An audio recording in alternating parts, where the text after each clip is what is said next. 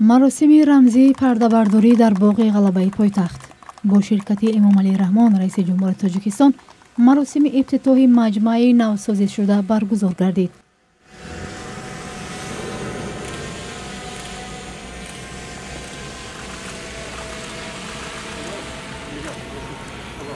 این مراسم یک روز قبل از روز غلبه صورت می‌گیرد. مراسم با حضور هیئت رسمی فدراسیون روسیه با راهبری کاراول شولبان معاون رئیس دومای دولتی و سیمیون گریگوریف سفیر این کشور در تاجیکستان و چندی از مهمانان دیگر صورت گرفت. یادگاری معماری میدان غلبه یا به گفته ساکنان پایتخت تانکه از نشابی معروف به تکستیل به باغ غلبه در کناره شرقی پایتخت ماه ینور کوچانیده شد. برکندن آن را در گذشته مسئله جنجال برانگیز هم شده بود، چون گروهی میگفتند که تاجیکستان میخواهد رمزهای پیروزی به آلمانی فاشیستی را به تدریج از بین برد.